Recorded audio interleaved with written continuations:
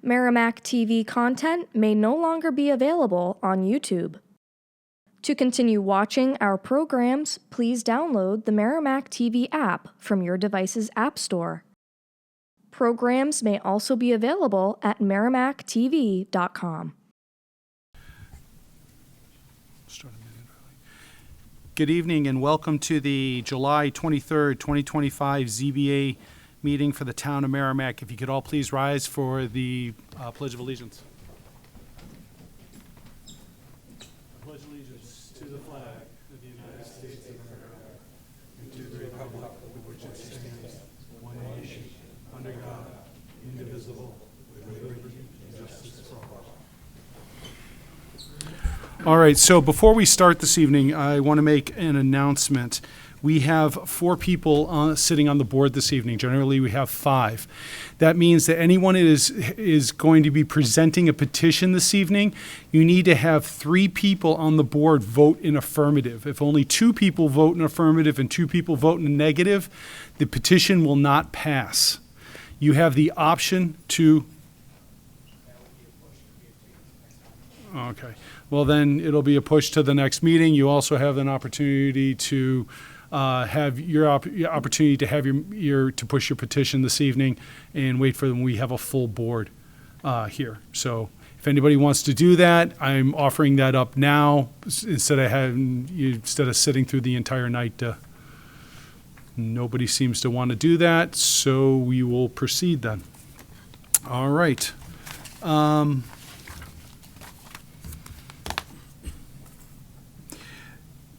You have the preamble? Or you have the preamble? No, I did not have it. I had it at one point. Copy the preamble. Actually, hang on. Somebody can over to me. Also on the meeting tonight is the 2025 annual meeting for the ZBA. That meeting is going to be moved to the next meeting when we have more board members here. If you would read the preamble, please.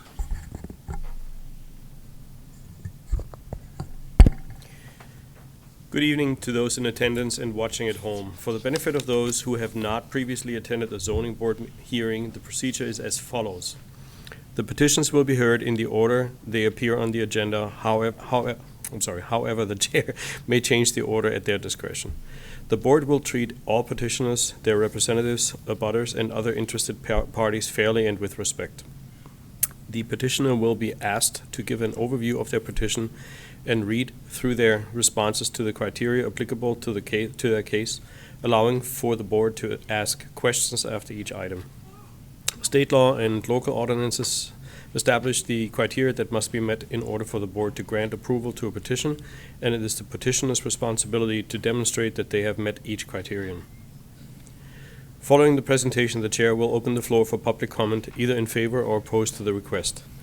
If necessary, an opportunity for rebuttal will be offered to the petitioner in public. However, discussion will not be allowed to devolve into back and forth arguments. All comments made shall be directed toward the chair. Should a question be asked, the chair will pose the question to the petitioner. Afterward, the chair will close the public hearing and the board will deliberate and vote on the petition. At this time, please silence all mobile devices. Okay.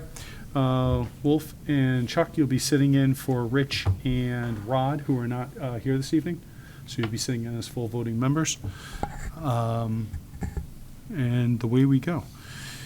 All right, first petition is, I'm sorry, I forgot the one last thing. If you plan on speaking for or against a petition, if you were planning on doing any speaking this evening, please raise your right hand.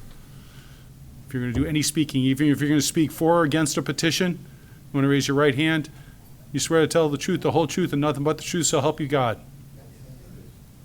All right, first petition, Pamela M. Gillette and Pamela M. Gillette, revocable trust petitioner owner variance under section 2.02.1.A.3.A of the zoning ordinance to permit the construction of a second attached accessory dwelling ADU where a maximum of 1 ADU per property is permitted. The parcel is located at 2 Cortlandt Drive in the R1 Residential by Soils and Aquifer Conservation Districts, Tax Map 5C, Lot 189, case number ZBA 2025-23. You could just write your name in on the clipboard,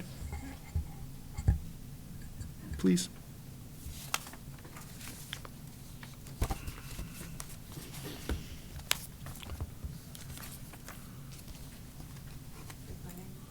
Yeah, whatever that's on, whatever information on there.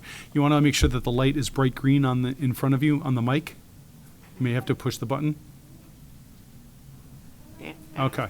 And if you could just state your name for the record, please. Pamela M. Gillette. All right. Pamela, you want to give us kind of just kind of a 5-minute overview of what we're looking at here? Basically, I'm asking to put in a second ADU within my basement in my residential home for medical reasons and care of myself and my special needs son who lives in the first ADU. Okay. All right. You have 5 criteria that you sent in to the town. Mhm. If you could read in the criteria, read in the question, then read in the criteria. You can stop after each one in case we have any questions, please. Okay, so start with the in order to permit the construction of a second ADU, or You'd be starting with, in order, and then after that, granting the variance, and then Gotcha. go through there. to permit the construction of a second attached ADU where a maximum of 1 ADU per property is permitted. All right, so number 1, granting the variance would not be contrary to public interest because? The second ADU would be built in my existing 770-square-foot basement. This area is already a part of the existing house. It is unused space. There would only be 2 changes to the outside structure of the house. The first would be changing the existing bulkhead to a doghouse design. A drawing was given to the town inspector's office and a permit was granted. The second would be a window egress installed to one side of the house. We have a large driveway which can easily accommodate a designated parking spot and not alter the exterior at all. Therefore, by placing the ADU in our existing basement structure, it would not alter the character of the neighborhood, threaten public health, safety, or welfare, or otherwise injure public rights. Questions, gentlemen? I Ben. have a question. So you have 2 ADUs plus the principal residence? No. No, I have 1 ADU. I'm asking to put one in my basement. That's what I mean. Okay. Okay, so who lives in the first ADU? My special needs son. Okay, and who's going to occupy the second ADU? It would be a care provider. Care provider? Yep. Okay. Thank you. Number 2? To increase housing alternatives while maintaining neighborhood aesthetics and quality, I believe this is keeping with the spirit of the ordinance. Any questions regarding keeping the spirit of the ordinance? Granting the variance would do substantial justice. Number 3? I built the first ADU in 2011 for my special needs son. He is now 35 years old. The intent was to allow him to hopefully develop more independent skills and have privacy. It also allowed me as his mom to be the keeper of the gate and keep him safe. My husband and I are aging, and I had significant health issues.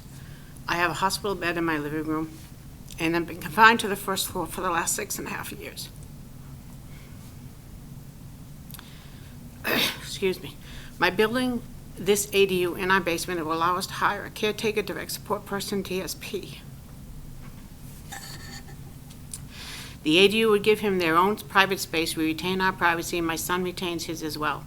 The DSP would be there to be given additional help to my son and as needed aid us as well. The second ADU would allow us to age in place.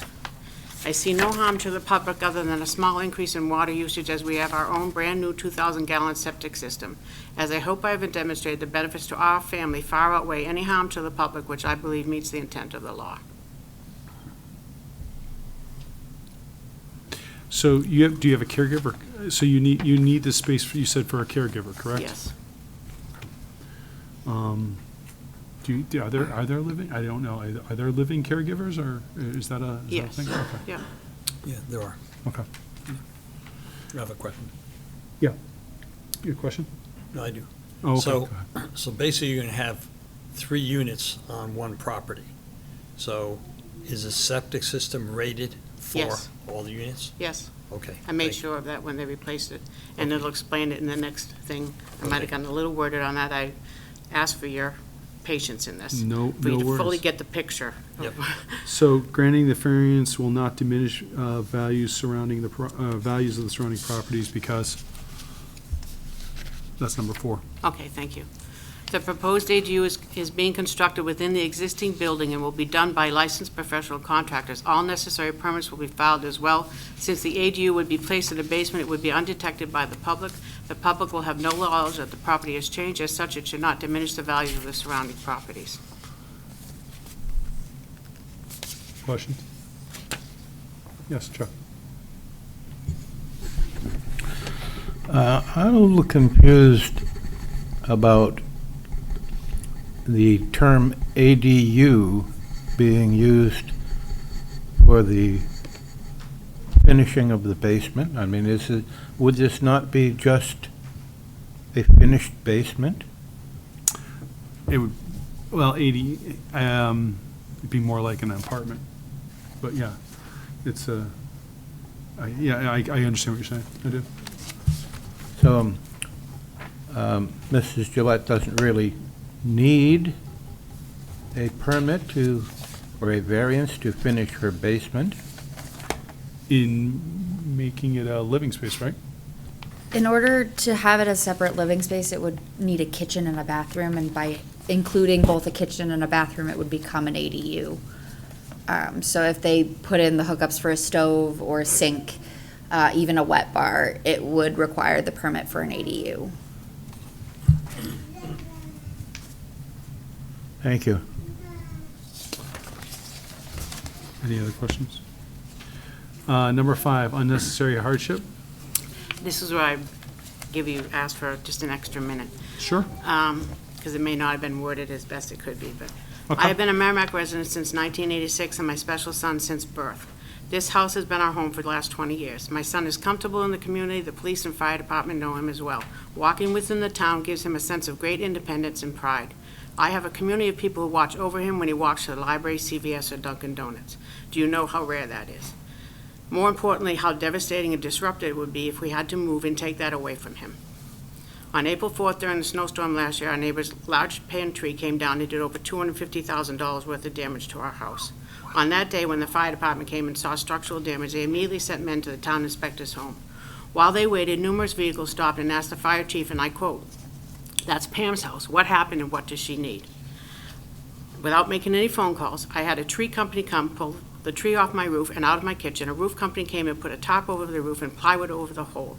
An electrician and plumber came to secure the electricity and stop the further water damage. I felt community love that day. Most of the major items home needs have all been replaced due to the tree. The home is like brand new. The only 2 other items we will need is windows and refreshing the driveway, and we will no longer have any major repairs needed for the next 20 or 30 years. Moving would mean having to deal with someone else's financial headaches.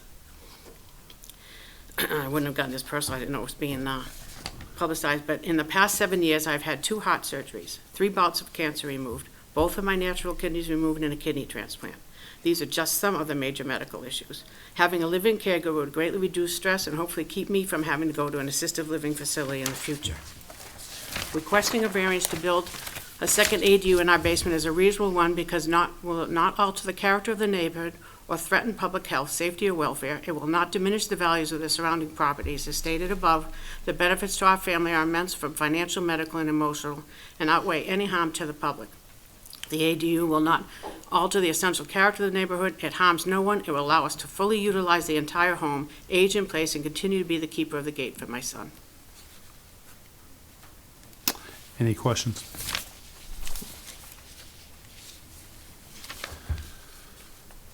Thank you very much. Is there any, is there anybody that'd like to speak in favor of this petition? Is there anybody that'd like to speak against this petition? Nobody coming forward, I'm going to close the public hearing. Open up for discussion on the board. The comments, questions, Ben? Well,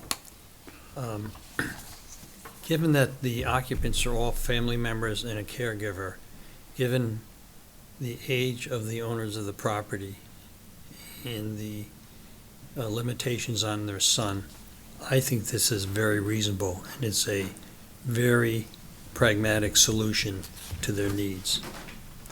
So I'm in favor of it. Chuck? God bless you. He already has. I woke up this morning, so it's a good day. Truly.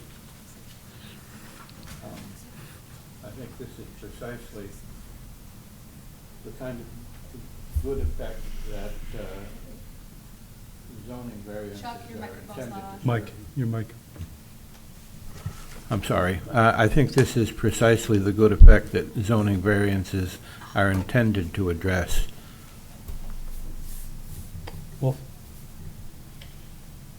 Obviously, I'm definitely in favor of this petition. I only have one question, and unfortunately, as a board member, I have to ask that question. Are we setting a precedence by approving this? And can we, or do we need to put a condition on this as far as, like, you know, the intended use? You are able to put conditions, but there is no precedent set by a zoning board Right. decision such as this. Right. So You were- if there are things you require, this is the time to let the petitioner know. Yeah, But so- other than that, there's no precedent being set. I So actually, your with- concern is that it would turn into an apartment building? eventually, you know, eventually, if you years down the road, understand. not, you know, maybe when you sell the house, Yeah. right? I'm not too worried about it, and I think I withdraw the question, actually.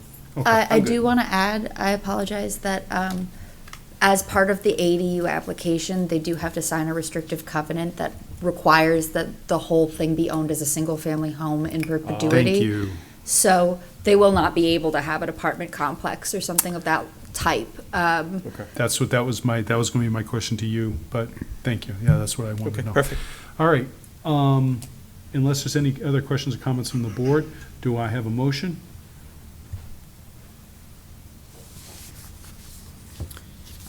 You guys got to make it. I make a motion to approve the variance under section 202.1.A.3.A of the zoning ordinance to permit the construction of a second ADU where a maximum of one ADU per property is permitted. The parcel is located at 2 Cortlandt Drive in the R1 Residential by Soils and Aquifer Conservation Districts. Gotta read that one. Sorry. He read it in wrong. He's just going to reread it. All right. Yeah, you got to read that one there. Got to read this one? Yeah. Okay. Forgive me. I make a motion that the board finds the petitioner's responses to the statutory criteria are sufficient, proves each criteria is met, and the board adopts the petitioner's responses as the board's findings of fact, and further, to grant the variance under section 2.02.1.A.3. Of the zoning ordinance to permit the construction of a second attached ADU where a maximum of one ADU per property is permitted, subject to the following condition. The petitioner shall obtain site... Actually, it'll be, the petitioner will actually needs administrative approval. That was misprint. You need to attain administrative approval. Which The means, community development can help you out with that. That will be an application through us, that it's just an approval that needs to go through the community development department. okay. So, let me see the, So they'll walk you through the whole thing and make it Okay. as painless as possible. Do I have a second? Yes.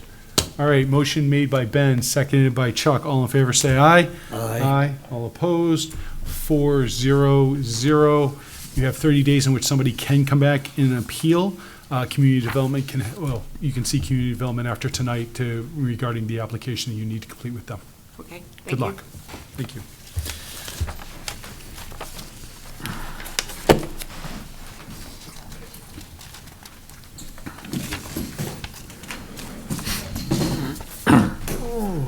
Okay, next up, Trevor Preslock, petitioner, and Trevor Preslock and Shannon Peabody owners, variance under section 2.02.1.C2B and D of the zoning ordinance to permit the construction of a detached accessory dwelling unit, ADU, located in the front yard of the property where is Only the side or rear yards are permitted for the construction of a detached ADU.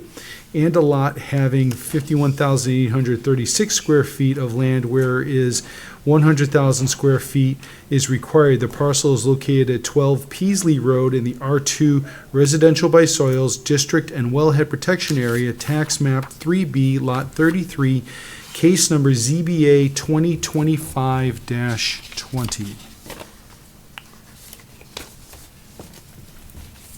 Just make sure you're signed in as well. Good evening, Mr. Chairman, board members. My name is Matt Peterson with Keach Nordstrom Associates, here representing the proposed variance in front of the Merrimack Zoning Board tonight at 12 Peasley Road in Merrimack, New Hampshire. Trevor is with me tonight. His wife and child are outside. Mr. Chairman, we decided to move forward because she's actually due around the date of the next hearing, so it was kind of, All right. it was flip a coin, and that's what we chose. So Okay. get a little in front of you now and see where it goes. As Mr. Chairman just stated, this property is located at 12 Peasley Road. It actually has its driveway entrance off of Dana Road, or Dana Ave, I'm sorry. Dina, is how it's on? Yeah. Okay. Dina Avenue. You can see from the aerial here, this road here is actually Peasley. This is the Dana Avenue here, and his driveway comes off right in this location here.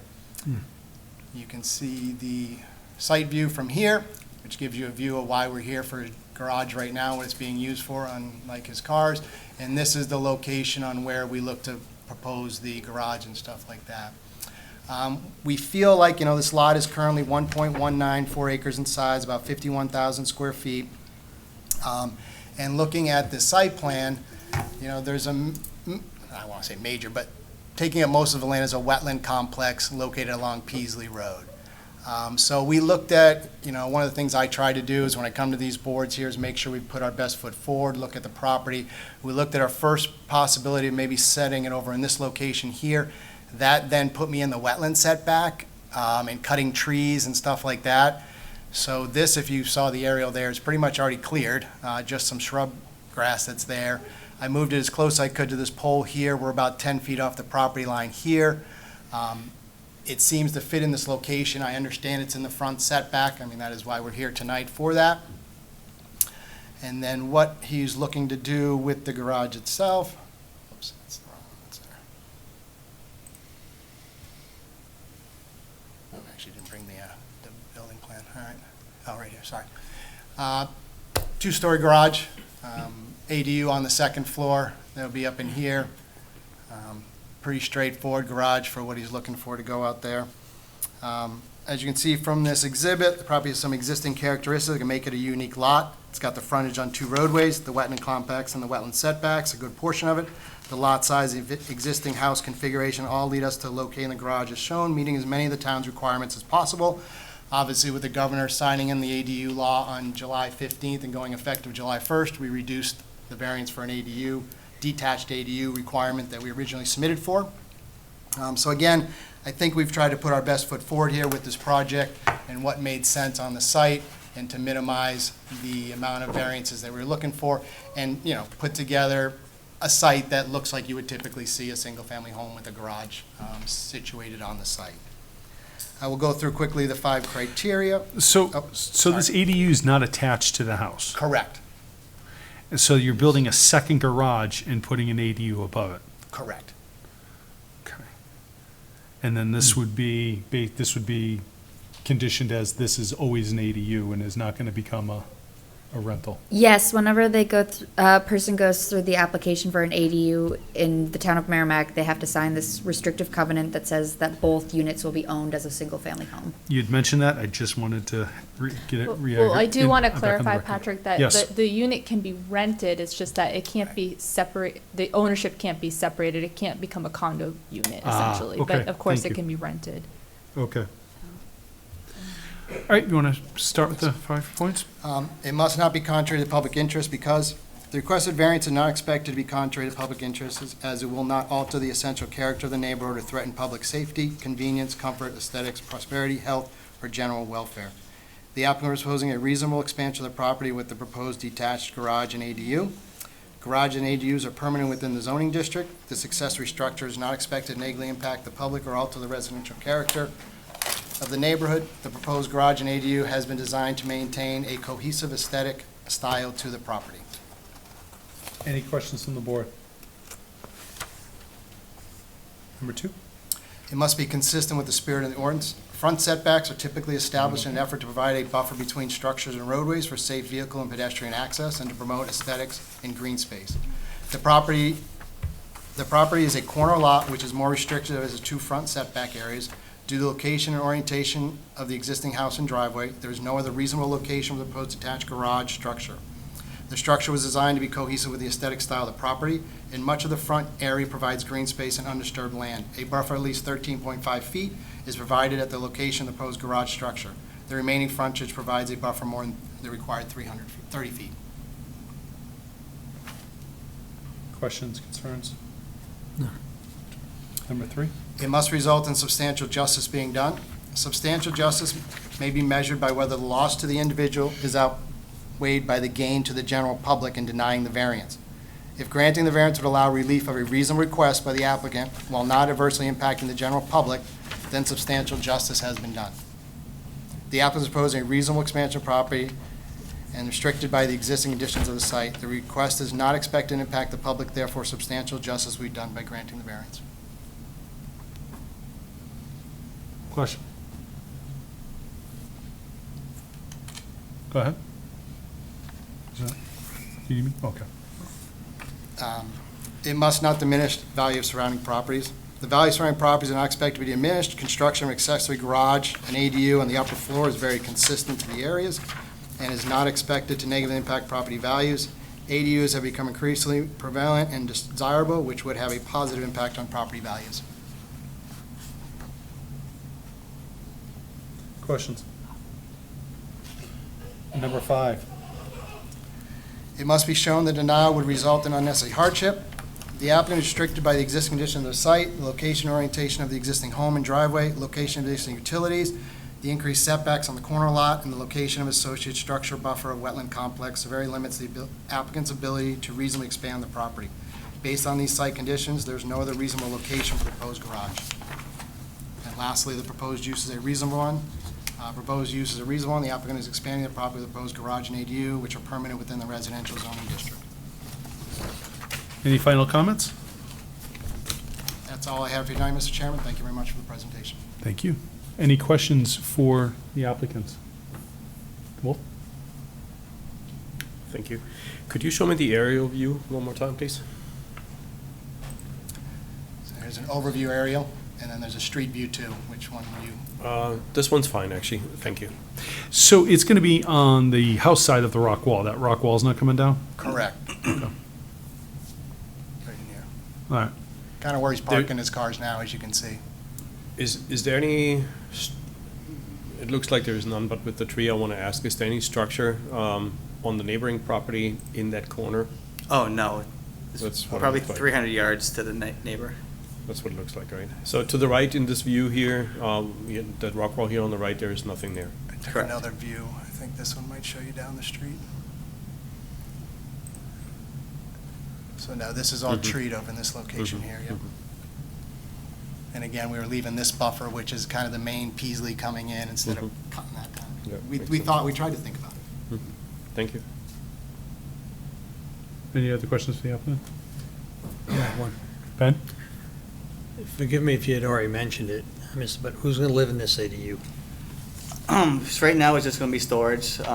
Both my parents and her parents are getting older. They both live in Merrimack, just down the road in case we want to build something for them, so they can live in there. It's not going to be an ADU right away. It's going to be mainly storage.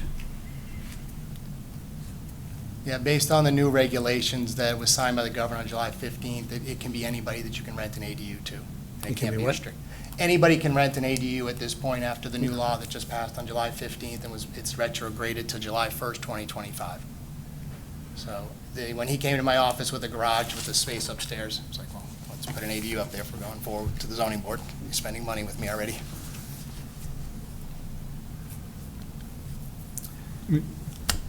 So in essence, yeah, it could be rented out as Yeah, an apartment okay. if that's what you're thinking. Okay. All right.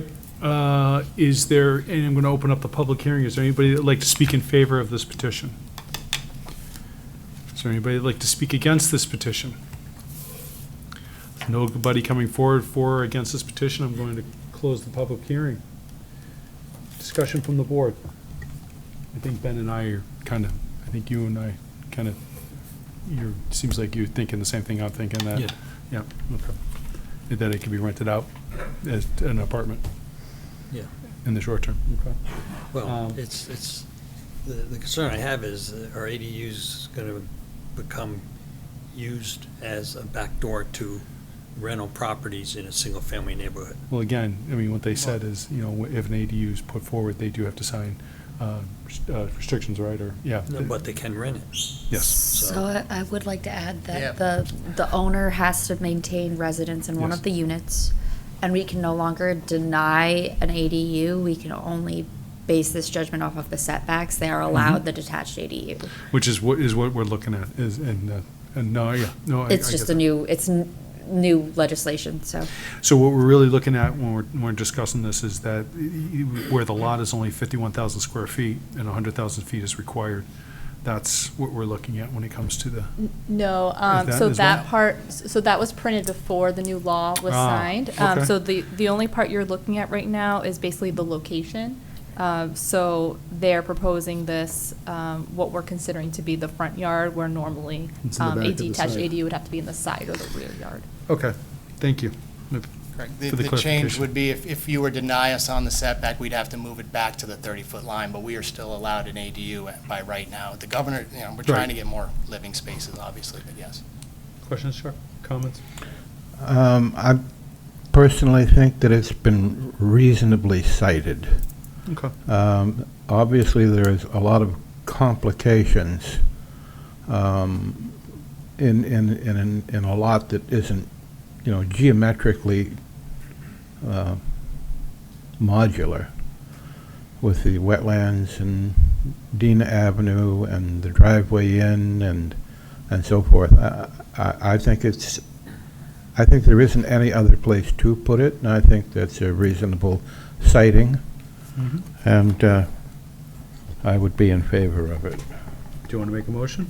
Yes, please. I would like to move that the board finds the petitioner's response to the statutory criteria are sufficient, proved each criterion is met, and the board adopts the petitioner's responses as the board's finding of fact. And further, to grant the variance under section 2.02.1C.2, parentheses B of the zoning ordinance, to permit a detached ADU to be located in the front yard of the property, whereas only the side or rear yards are permitted, subject to the following conditions. The petitioner obtained the variance sought in the zoning board case number 2025-22, and the petitioner shall obtain administrative approval from the Community Development Department for the proposed ADU. Do I have a second? Motion made by Chuck, seconded by Wolf. All right, all in favor, say aye. Aye. Aye. All opposed? 400. All right. Next, Matt, you guys have another one? Oh, okay. sorry, Oh, I thought okay. I thought you were walking away. Okay, Trevor, next one is Trevor Pizlock, petitioner, and Trevor Pizlock. No, we just did one at a time. I had a feeling that there was that misunderstanding. That's why I was wondering where you're getting Oh, up. I see what you're Yeah. saying. So that was the ADU in the front, so now Yeah. you're saying the garage in the front. Yeah, We did it as separate agenda items because they're completely different parts of our ordinance. Okay. Yeah, All right, now you got me. yeah. frazzled here. Do you want me to give you anything out of my packet? I Or? got the other one here, I got your package. too. Okay. all right, let me read this in. Trevor Pizlock, petitioner, and Trevor Pizlock and Shannon Peabody, owners.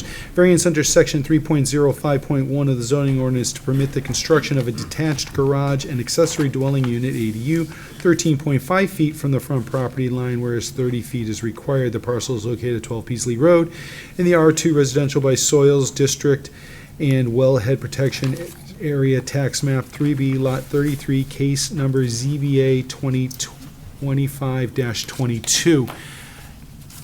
Is the criteria the same for this as it was for the other? It's the exact same. Can we have it written as written or as stated? Yeah, that's a decision that the board can make if they want to accept the same. Board, are you fine with the fact that the 5 criteria have been stated in the previous petition and it carries over to this one, or as stated? Okay, save time. Yeah, I mean, so basically, the ADU gave us up top of the 13 feet, we're looking for the garage to actually construct the garage to put the ADU in, I guess is what we're saying here from that there. So again, everything we stated the last time, we're here for the garage setback to be placed where it was. Okay. Any questions from the board regarding the garage? Okay. And then you open up the public hearing. Is there anybody like to speak in favor of this petition? Is there anybody like to speak against this petition? This is for the garage. Nobody coming forward. I'm going to close the public hearing unless there's any comments from the board. Can I have a motion, please? I move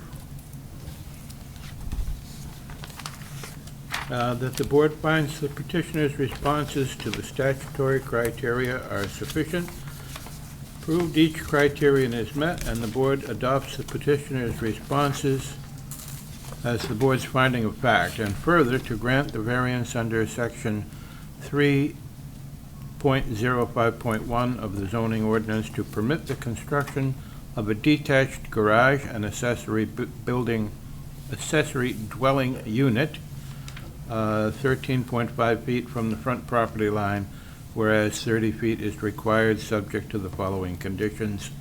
The petitioner shall obtain administrative approval from the Community Development Department for the proposed ADU. Do I have a second? Second. Great, motion made by Chuck, seconded by Ben. Better hope they all go, I'm just kidding. All in favor, say aye.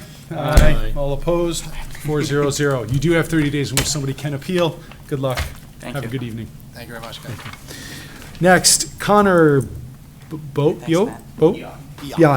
Petitioner and Connet LLC owner, variance under section 3.02 of the zoning ordinance to permit a 7-lot subdivision with each lot having less than required 250 feet of frontage and with each lot having less than the required 100,000 square foot minimum lot area. The parcels are located at 20 Fuller Mill Road and 18 Farmer Road in the R1 Residential by Map District, Tax Map 4B, lots 154 and 180, case number ZBA 2025-21.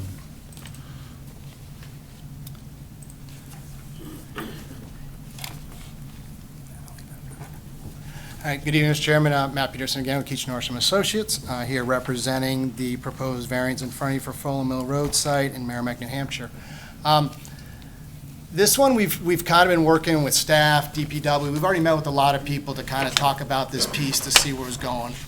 I know you guys have 4 members here. I think there might be some people in the audience that might have comments. We kind of would love to hear where everybody's going with it. We think, again, that we put the right foot forward on this property here, especially what's surrounding there and stuff like that.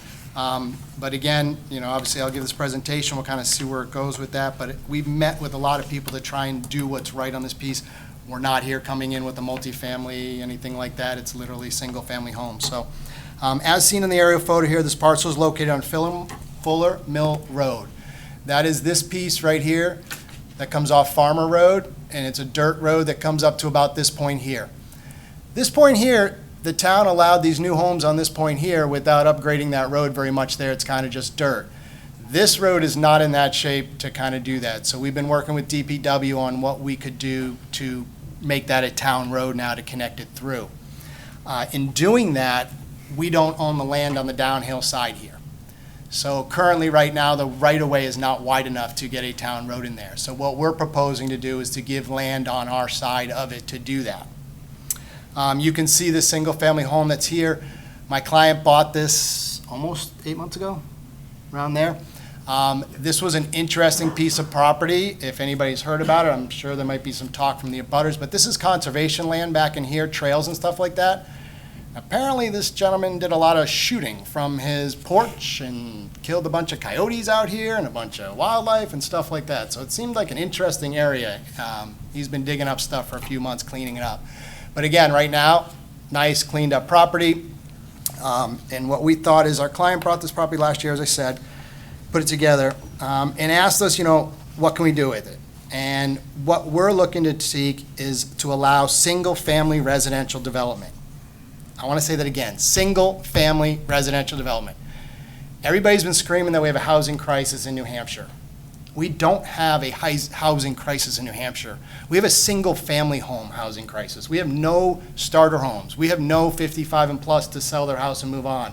We have no professional that I've one living at Gilbert Crossing that would like to get his house and move into Merrimack and do that. There's no stock for that. Most people find a piece of property like this, as you guys know, you sit on this board, you see us come forward with, 60 units on here, garden-style units, max it out. You guys have a housing crisis. We need to have more density. We have 2 existing lots of record right here currently. There's one lot on Farmer Road, and then our lot, the second lot that's here. He's purchased both these lots. So currently 2 single-family homes. We're here tonight to ask for a variance to allow us 5 more single-family homes, so 7 total on this parcel. What that would look like, oops, can't see that far. Did that come up? No, it goes down. There we go. Basically straight lots. They would range in buildable area from about 47,000 square feet to 89,000 square feet. You require 100,000 square feet in this district. However, we're working with DPW to bring town water to our property. They are working to bring it down Farmer and stuff like that, so we're talking about bringing water to this site. So that would be one of our things that we're going to do. Yep. Turn your mic. You're working with MVD, not with town, right? Well, we met with DPW, is what we did for the road and Yeah, stuff like that, and they DPW, came, and okay. Merrimack Village District came to the board with us. Right, because MVD would run those lines. Well, they've got the, is it the grants are still in place? Yeah, they've got the money and stuff to already run that to Farmer Road. Well, that was my question. I'm one of the MVD commissioners, right? Yes. Okay, so, this will be connected to public water? Yes. Right away? Yep. From the get-go, okay, thank you. Yep. As you can see from this here, we have kind of a wetland complex that runs through the property, kind of bisects some of the lots. So breaks it up a little bit on it there. That's the application. Let's go to, let me show you the plan.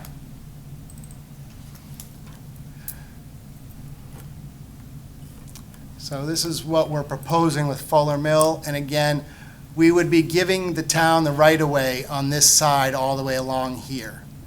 So that does reduce some of our frontage along there. We currently have about 1,253 linear feet of frontage along the road. But again, there's some substantial work to redo the road, bring in the lots and stuff like that. So again, we think that what we were proposing made sense.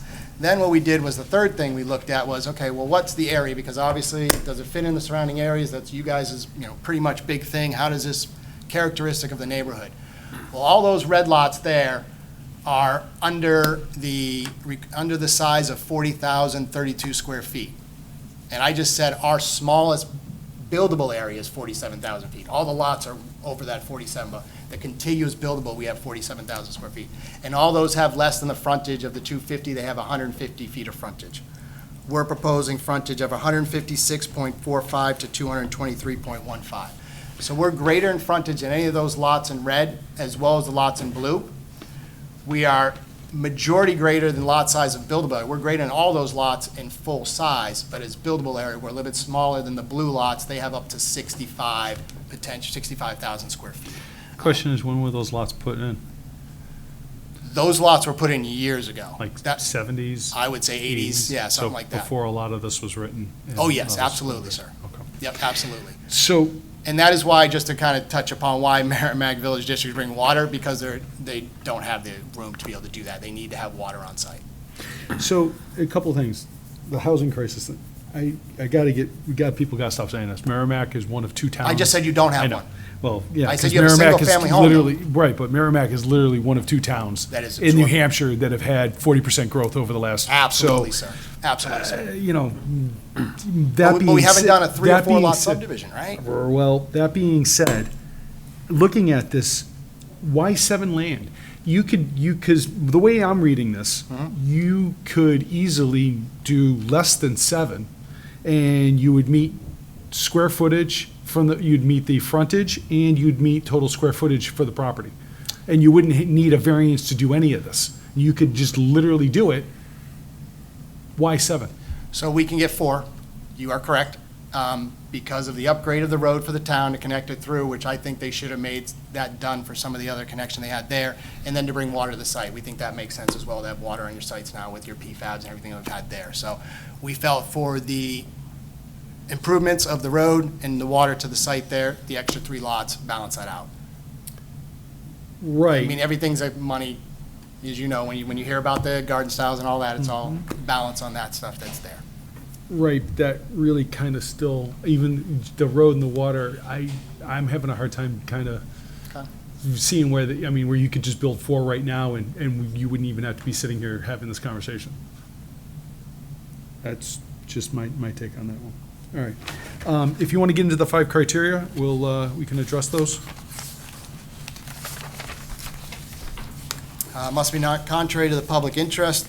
The requested variance is not expected to be contrary to public interest, as it will not alter the character, as I just stated, of the neighborhood or threaten public health, safety, convenience, and welfare.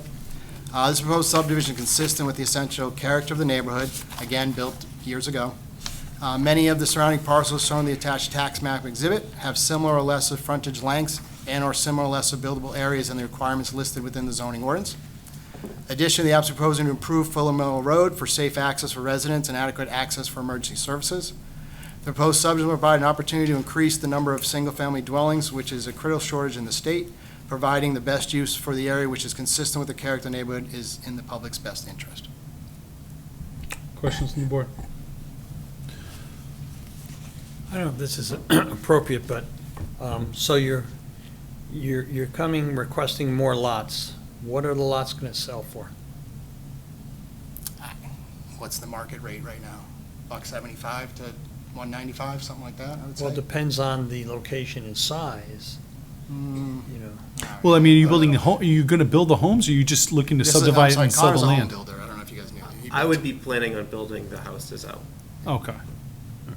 So, all right, so what size houses you looking to plot down in this land? It depends on the size of the lots, and we haven't fully mapped out what we can fit on them. I mean, right now, I'm building roughly 2,400 square foot houses in a nearby piece of land. So about 500 to 600,000. Sevens Bridge. Yeah, so he was here for the 4 lots on Sevens Bridge, when we did that one about a year ago, the 4 lots that we got on that. Okay. Go ahead, number 2. Yeah, go ahead. This is just zone residential, right? It's, Yeah. is a stipulation as far as single-family homes, or, No, it's residential R2. so they would have the option if they wanted to put a multi-family unit there, right? They'd have to. Instead of, That would probably require another Yeah, variance. I That don't would think require variance for density. if they were not to subdivide it? So the requirements for a multifamily dwelling are like, it's the same amount of square footage per dwelling unit as a single-family home. So in an R1 district, that's 100,000 square feet, and multifamily dwellings are not permitted in R1. If they brought water and sewer there, Right. it would be an R4, which would require 40,000 square feet per dwelling unit. So they would need another variance for any of these lots to be multifamily. They wouldn't need a variance necessarily, depending on how many multifamily, for the entire parcel to be multifamily because of how big it is. Thank you. Number 2. It must be consistent with the spirit of the ordinance. The spirit and intent of the minimum lot area requirements provide appropriate size and uniform parcels large enough to contain necessities for residential development, including a home, well, septic system, and yard. Restrictions in the required lot area are given when municipal utilities are available.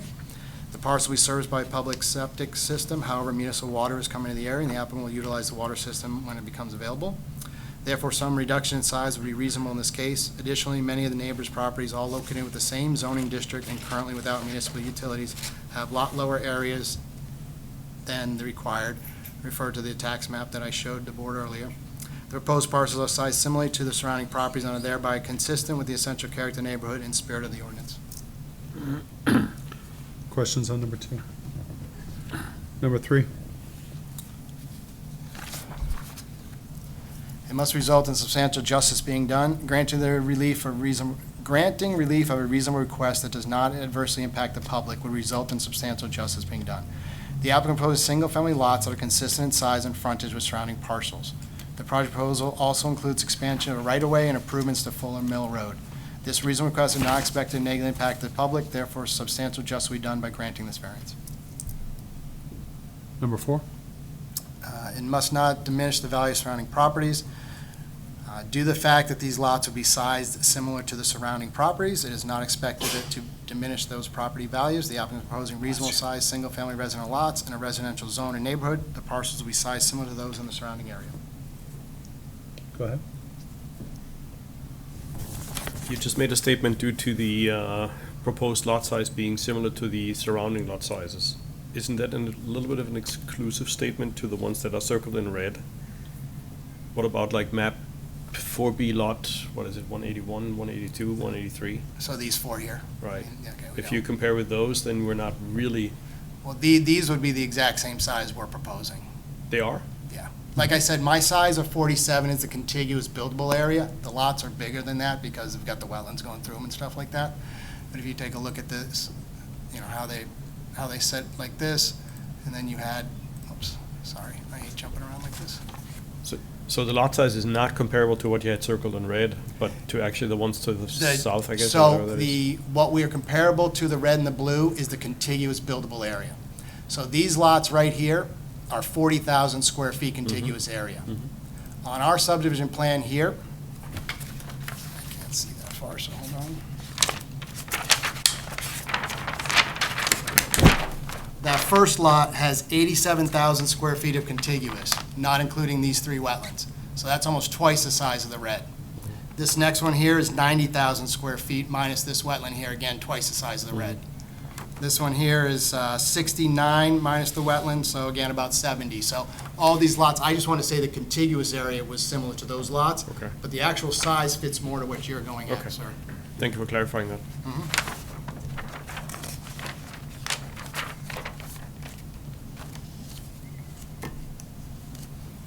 Number 5, please.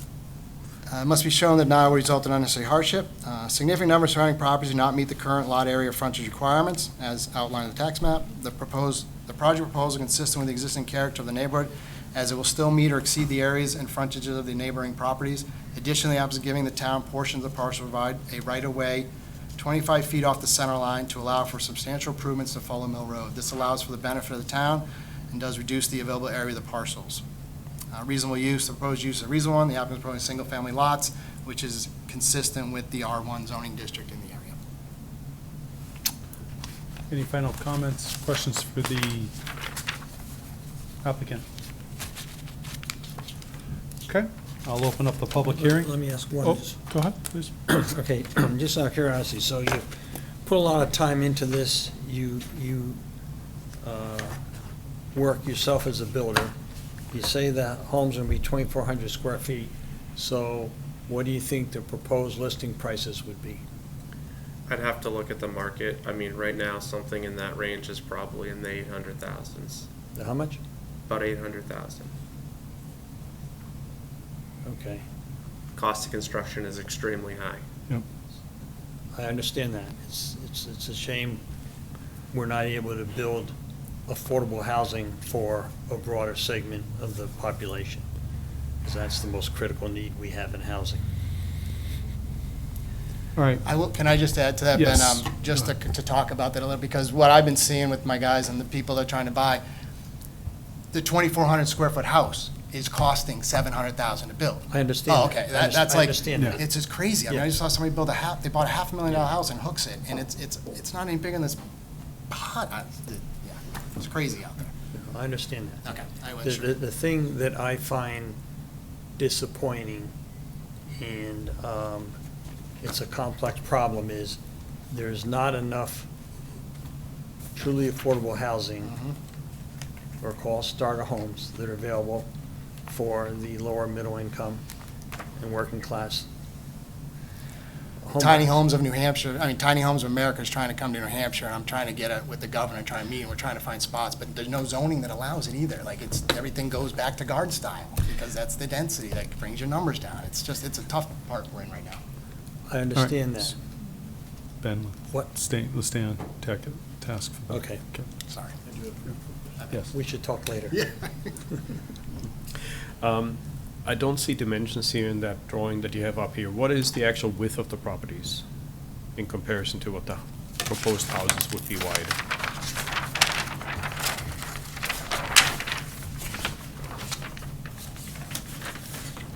You're looking at frontage? So we're about 155, 156, 155, 155, 155, and the last one's a little bigger. So all about 155. If you subtract the setbacks, do you have enough room for a house of 2,400? Well, you can see the Square feet. setbacks. Setbacks are shown here. Yeah, I know. So you don't Yeah. have really that much left in the width of the property. Well, you have a building envelope that is almost 90 feet wide, so 85 feet wide. So houses are typically 60. It's like 40 by 60 house, you have a second story with a garage, that's, 2,600 square feet. It's tight. Thank It's you. very, this is exactly, these lots all right here are 150 feet, and their house sits on it. So it would look very similar to the surrounding area. Thank you. I'll open up the public hearing. Is there anybody that'd like to speak in favor of this petition? Hold on a second. Is there anybody that'd like to speak against this petition?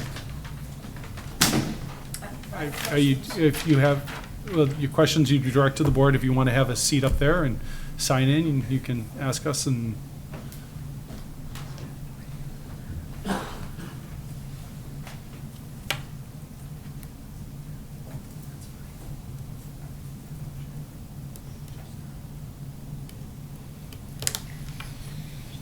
State your name, please. Thank you. Lynn Wen, 17 Farmer Road. A couple of questions. One is, with regard to the wetland areas,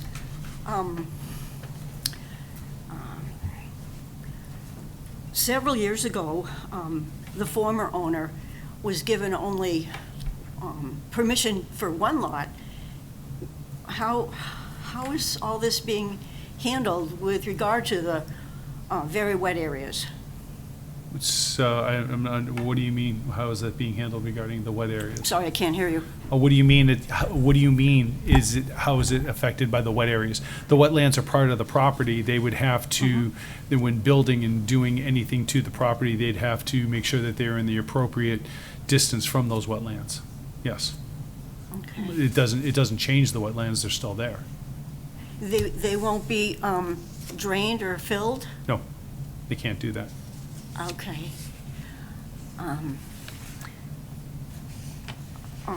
In terms of traffic, it seems to me that it would be easier if the access was from Fuller Mill. Okay. But that's just, a factor. And if this is approved, they would have to go through planning board, and planning board would basically would take a look at the traffic. Because, as you might know already, Fuller Mill is kind of a one-way dirt road. And that's why they're looking to expand it. Yeah, it's really narrow. That's why they'd have to expand it. Well, I have another question. What about all the fill that's been brought in? Is that going to be going towards the roadway? I don't know anything about that. Okay, and my last question is with regard to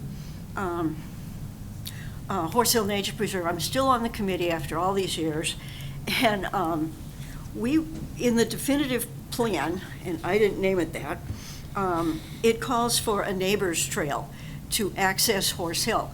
And over the years, various abutting neighbors have given neighbors permission to just cut through, including Claude Bernier. I can say that I worked on an access trail about 20 years ago when Wasserman Heights was put in, and it just clipped a little bit of land. And we also brought in some hemlock trees, to give more cover. And I would ask that that be incorporated, and it could be very easily done on the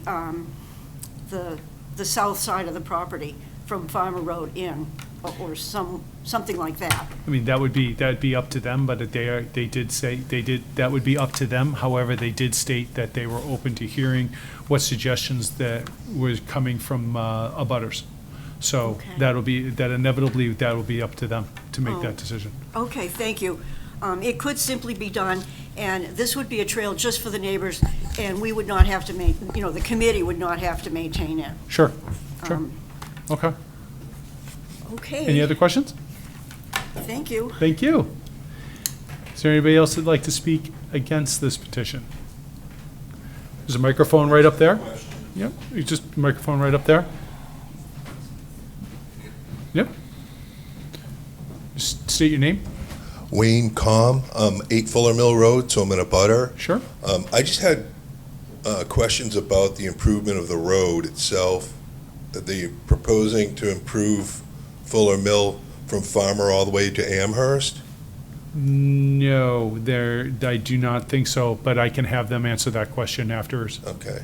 Well, it would make sense to me, then I would oppose the variance just based on that. It doesn't make sense to not improve the whole road. Okay. All right. Where are you in relation to where this property is? Is your up on the screen there?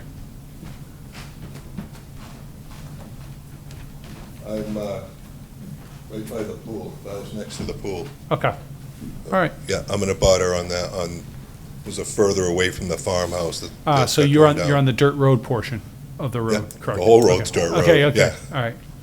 Yeah, no, I can have them address that when they come back, but my understanding is I don't think they'd be going that far in, because they're looking to widen that part of the road that's right in front of where the orange roofed house is my understanding. So, I don't think they would be going past into that area where those houses are up on the, where your house is. Doesn't even make sense to not pave the extra Right. couple hundred feet, Right. improve the road, improve the town. The town digs it up every year.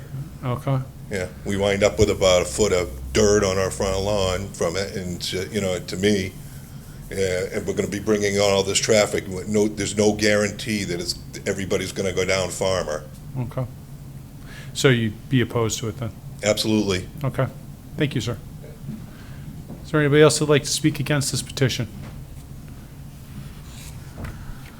Okay. Do you want to review?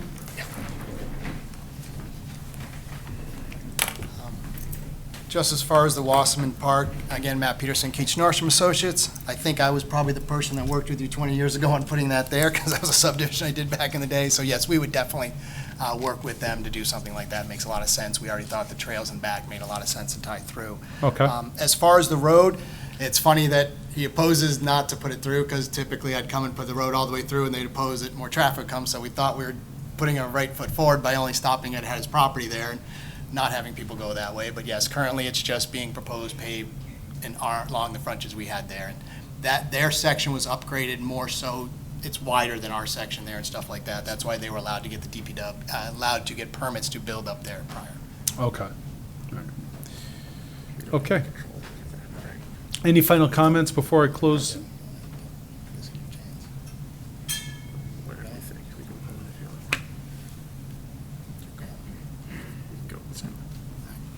Any further comments before I close the public hearing? No, sir.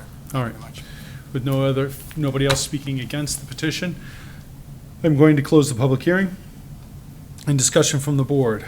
Gentlemen. Chuck, you want to go first?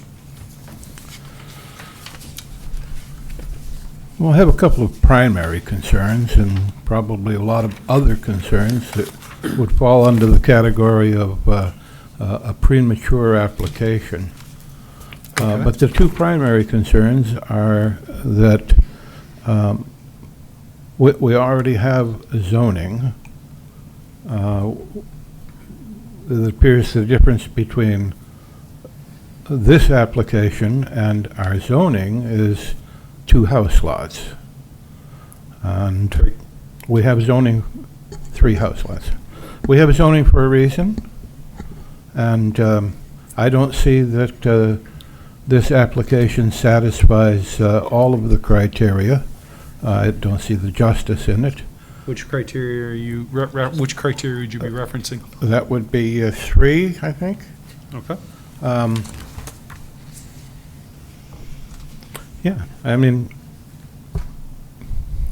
you buy a parcel of land, you want to build on it, the zoning requires that you do certain things unless there are unique circumstances that provide a true hardship, and they make their case for an adjustment.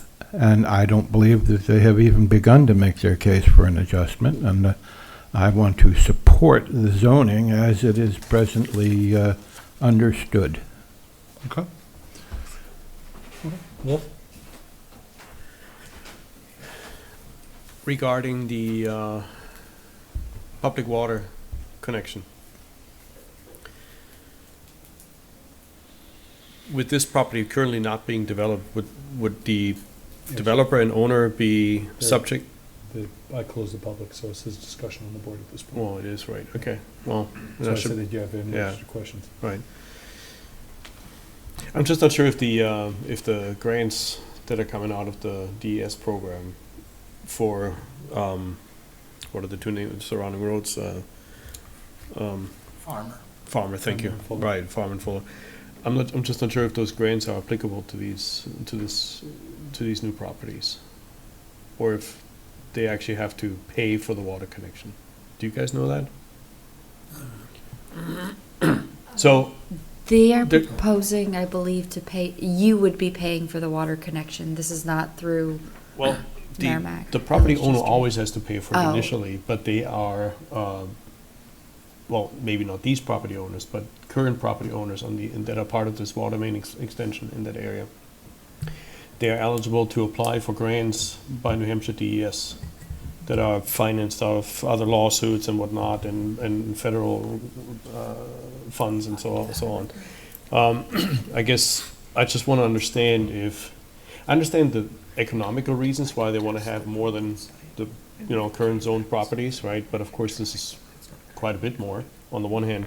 On the other hand, I'm not sure if I fully agree with the argument that the cost for bringing town water there, which is necessary with the PFAS contamination in that area, if that's really going to be coming out of their pocket in the very end.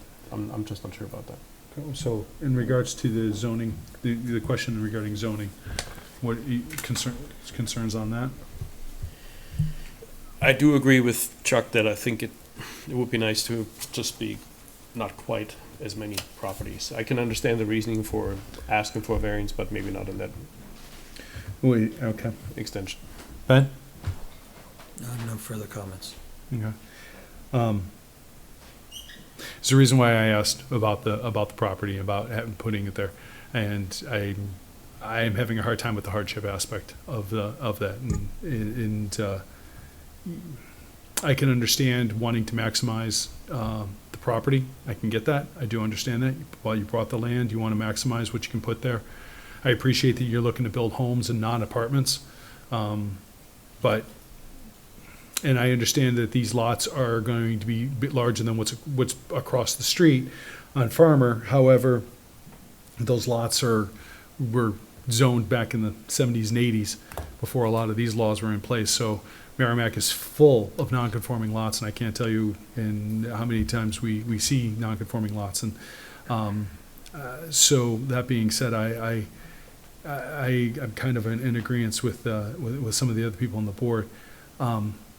But that being said, do I have a motion from somebody on the board, please?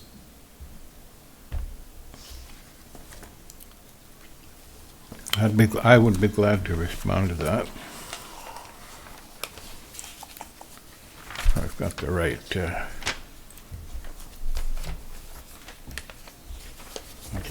sure. Chuck, right there. Yeah.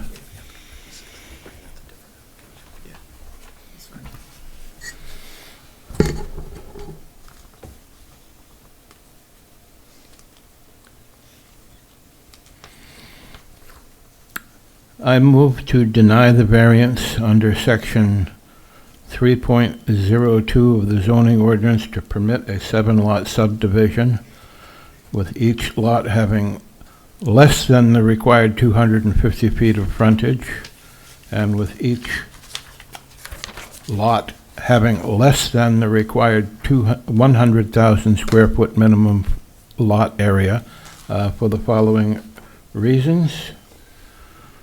And that Which criteria? the criteria of hardship and justice. Okay. Do I have a second? I'll second. Motion made by Chuck, seconded by Wolf. All in favor of denial, say aye. Aye. All opposed, 400. Motion, petition is failed. Thank you. Thank you. Good night. All right.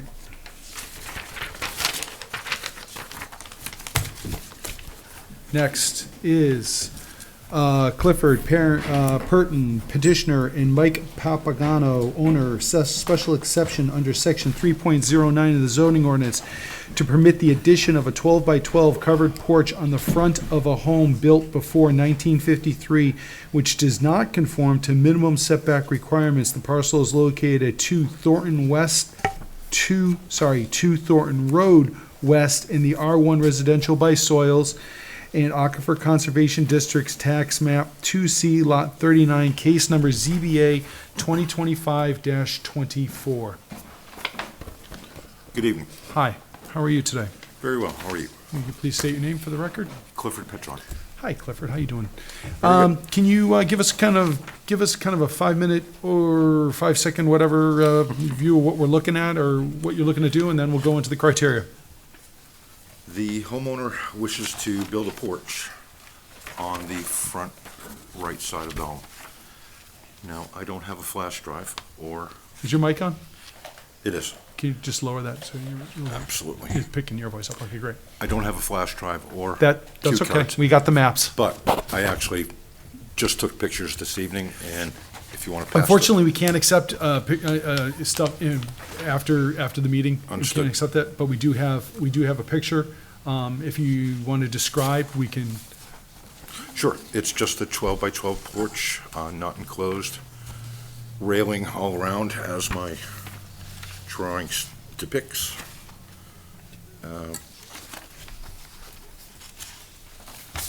Which is this.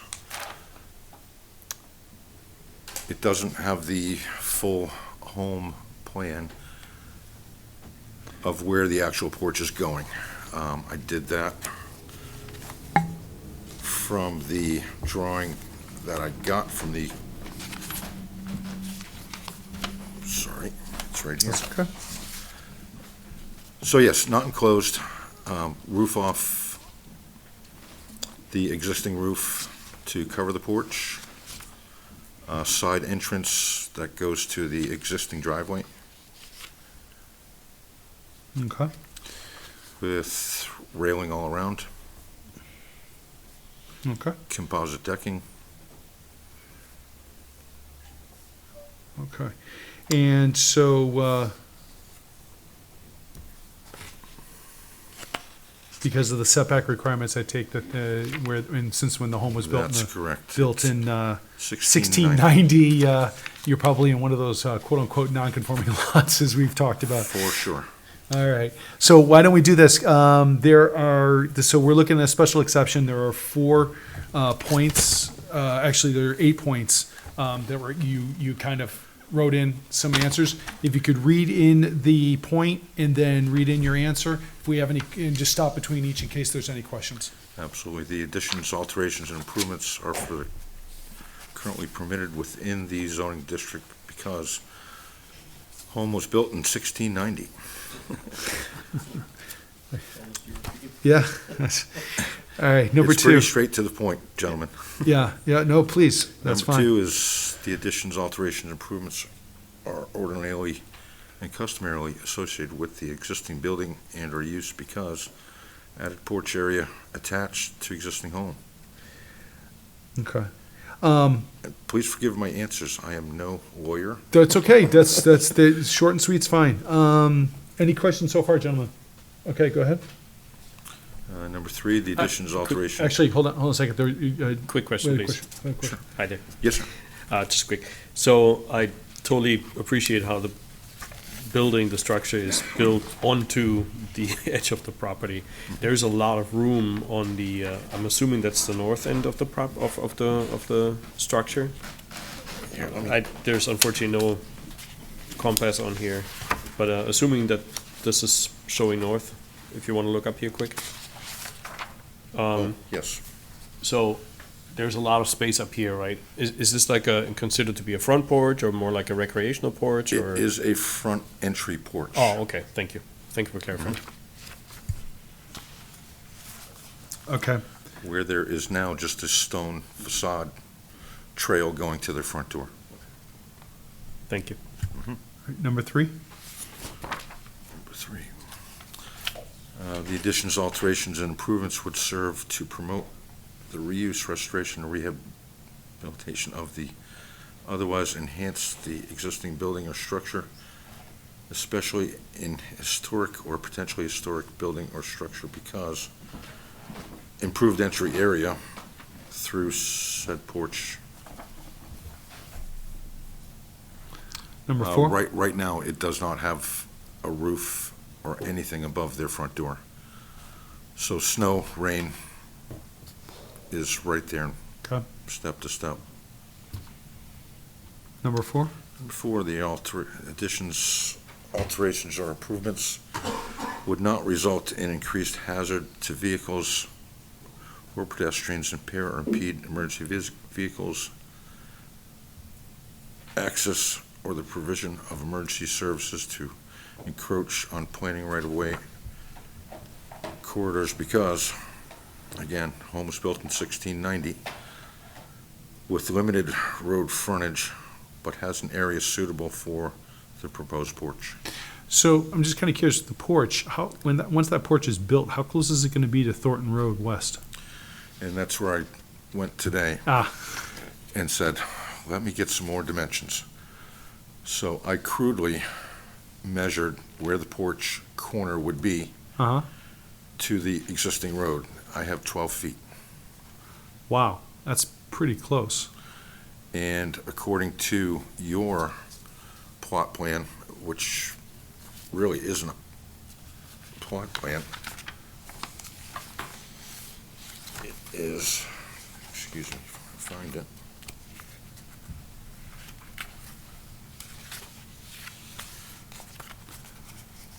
I don't think I retained the copy of what you So- had.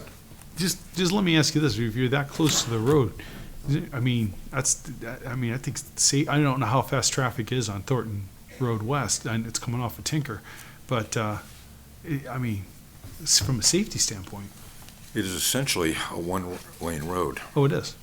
that people actually have to yield to every other car that's going the opposite direction because it is so skinny. All right. In an absolute perfect world, yes, I'd go to the DPW here in Merrimack and say, please make this their driveway. Right. Because there is one other abutter on Thornton Road West that uses that road, but it's on the riverside and it's up and around the corner. So really, no one else uses that road. I just didn't know if people would use that as a cut-through to Tinker, so. And they probably do, and yes, they have, while I've been working on it, so. All right, next, The house is actually, I'd say 15 feet from the road itself. yeah, no, I So think the corner of my building that I'm proposing maybe encroaches on that 3 or 4 feet. All right, number 5.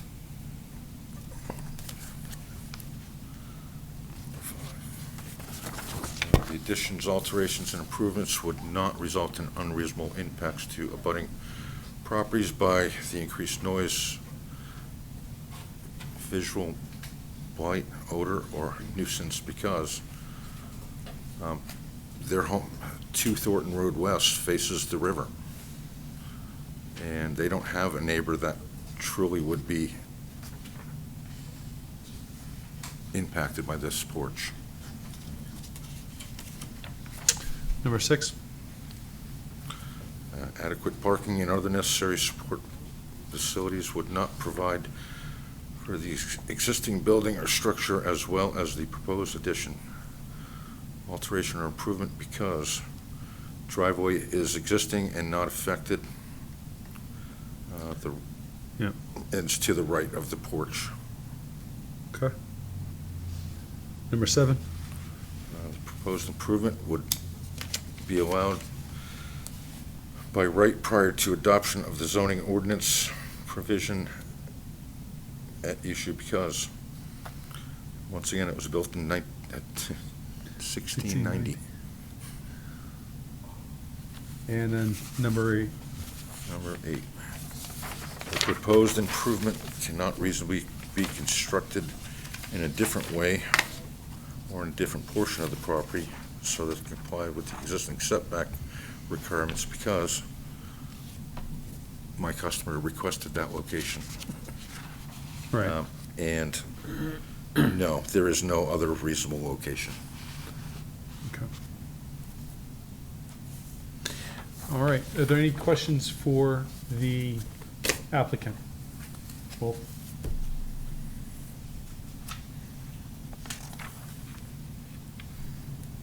I was trying to picture how this is going to look since we don't have a lot plan or anything like that. I think I know now where that is, right? It's where you can cut through to 101 Amherst It's Road. right where the dam is. Right, and right, exactly, right, okay. And if I see that right, just looking here, it looks like the front entrance is actually going out towards the road, right? This There's port- actually a secondary There is. front entrance. There's the main portion of the home and a side setback Right. portion of the home. Right. And that porch is going to be in the part of the building that's actually closest to the road, not the setback part of the structure. Is that correct? No, it's going to be in the setback portion. It is. Yes. So the new porch is going to be nested into that corner that we see here Correct. in the bird's eye view. Okay. Okay. Which that portion is the 12 feet. And it's just the angle of the house that brings out Right. the 12 feet that would encroach on setback. Okay. So the porch would not be any further out than the current closest facade of the structure to the road? It is potential that it is 2 feet Okay. because of the angle of the home Okay. to the road is not parallel. Right, but would it go any further out than the current facade of the current structure? That is, Possibly 2 feet. uh-huh. Okay, thank you. Chuck or Ben, do you have any questions? No. All right, I'm going to open up the public. Is there anybody who'd like to speak in favor of this petition? Is there anybody who'd like to speak against this petition? Nobody coming forward. I'm going to close the public hearing. Is there discussion from the board, motions, thoughts?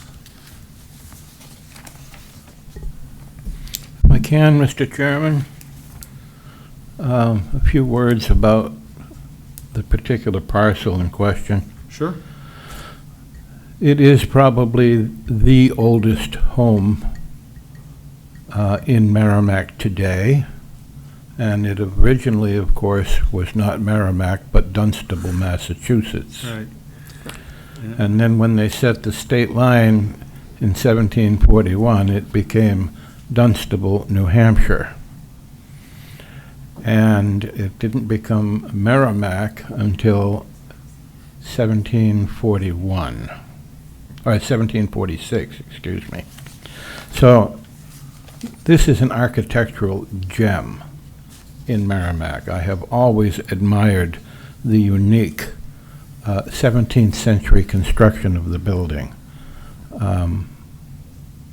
If for no other reason than to benefit the public, which seldom sees an architectural gem like this, I think it has tremendous merit. And of course, I know my front door is only 6 feet from Depot Street. So it's a situation where it exists with older homes, and this home certainly qualifies as an older home. as an older home. And I think it's appropriate that we allow such amendments to its use to ensure its continuing as an architectural gem in the community.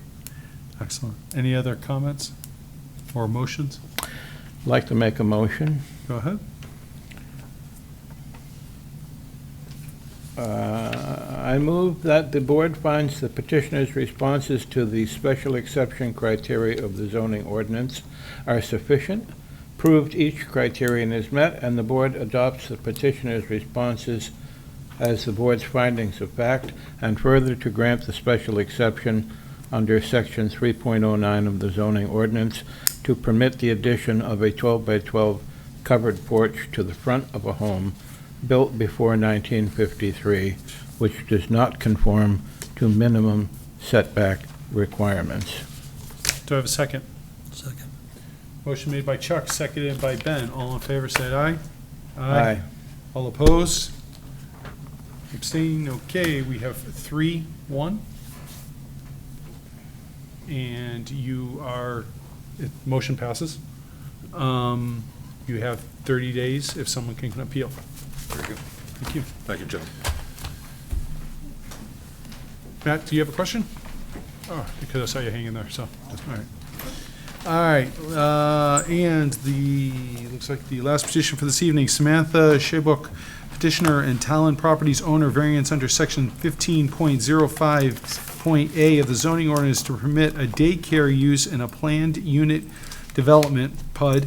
The parcel is located at 729 Daniel Webster Highway in the C2 General Commercial, R4 Residential by Soils, and Planned Residential Overlay Districts and Wellhead Protection Area, Tax Map 7E Lot 48-3, case number ZBA 2025-25. Good evening again. This is Matt Peterson with Keach Norsham Associates for the last time here tonight for the proposed variance at 729 DW Highway in Merrimack, New Hampshire. Hopefully on this one, we've come with the right ideas, what we were trying to do on this here. Unlike the project just to the north that used these out parcels on these PUDs for Society Hill and Crosswood Paths, obviously have been vacant for some time now. You've seen one get converted to a residential garden-style apartment. What we would like to do on the parcel that's right in front of you here, that is all cleared right now, right in front of the golf course, is to put a daycare. And unbeknownst to me, the town of Merrimack, your regulations only allow daycares in industrial districts, which I just finished my last kid off to college, and I'm trying to wrap my head around that I got to drive all the way to work with a screaming kid in the back and drop him off 1 minute from my office and then go to the daycare. So I don't know what the rationale was, probably not to have them in residential, single-family home type districts. But I think in this PUD at this location in town, I would hope makes a lot of sense for what we'd like to do. I'm sorry, you want to introduce yourself then? Hi, I'm Samantha Shabuk. I'm the owner of the Children's Den. We're currently in Merrimack, just down the road right now, at 416 Daniel Webster Highway. We're located in the strip mall. Very inconvenient. Yes, imagine. With Did you swear in earlier? Oh, you came in late. Why don't you swear? Raise your right hand. Swear to tell the truth, the whole truth, and nothing but the truth, so help you God. So help me God. All right. Okay. So this parcel here is about 1.96 acres in size. Kind of drops down from the intersection. We have a lighted intersection, so again, makes a lot of sense from safety. Parents, got things going on in the car, dropping their kids off that are there. The tax map, as you've seen. So I'm gonna, because I know that I know that area very well. I know you do. Yeah. I take it you've already had a discussion with the folks at Society Hill for using that, because that is, that entryway where that light is Society Hill. I believe that's what you're probably looking for, because I don't believe that the town or the state would give you a curb cut to Route 3. No, we'd be utilizing the signalized intersection that's there. And you've already had a discussion with them regarding that, or they're okay with that? I assume that was the access for these two parcels. I mean, I'm doing something next door right now as well, so you're Okay. telling me I better check that pretty quickly, obviously, but I assume they have the public rights. only reason I say that is because I happen to live at the public urban development right next door, and I know that some of the proposed, the property that was at the top of that hill there was proposed for a bunch of different things had been potentially proposed there, but all of them required to get a permission from the ownership to be able to cut into that, onto the road, because they would be using the access road to Crosswoods Path. So I know that they had to get that type of permission, and they also had to take on some of the responsibility for plowing that part of the road as well. And I bring that up and I appreciate from the that input. standpoint, and that's why I just ask if that has been something that, again, that probably not very much zoning, but it's just personal experience, so.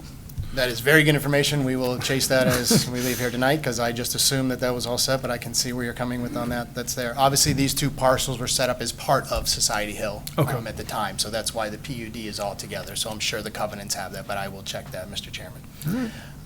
We have proposed a preliminary layout similar to what is shown here.